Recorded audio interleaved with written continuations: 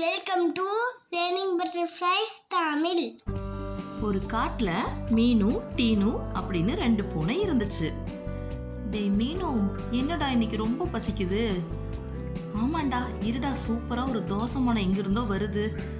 டேய், இந்த தோசையை நான் தான் முதல்ல கண்டுபிடிச்சேன். இந்த தோசை எனக்கு தான் வேணும்.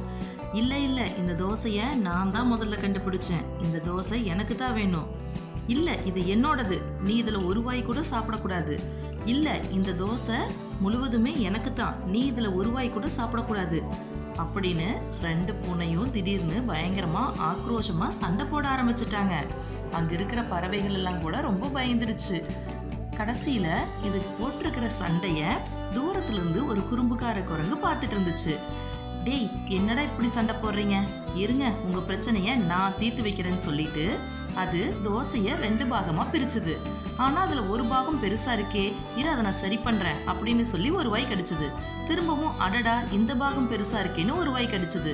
இப்படியே மொத்த தோசையும் காலி ஆயிருச்சு. அப்பாடா, எப்படியோ வந்த வேலை முடிஞ்சது, நான் திருப்தியா சாப்பிட்டேன்பா அப்படின்னு குறும்புக்கார குரங்கு அங்கிருந்து ஓடிருச்சு. மீனுவும் டீனுவும் அடடா, கை கெட்டினது வாய் கெட்டாம போயிருச்சே, நம்ம 2 பேரும் சண்டை போடாம இருந்திருந்தா ஒழுங்கா சாப்பிட்டுருக்கலாம். கடைசியில் இந்த புஜ்ஜி வந்து எல்லா தோசையும் அவனே சாப்பிட்டு போயிட்டான் அப்படின்னு 2 பேரும் ஃபீல் பண்ணி உட்கார்ந்துட்டு இருந்தாங்க. எப்பவுமே ஒற்றுமை தான் வலிமை தரும். அதனால ஒற்றுமையே வலிமை.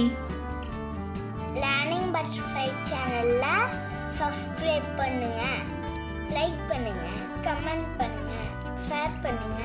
கூடவே இந்த பெல் பட்டனையும் பிரஸ் பண்ணுங்க. Thank you for watching.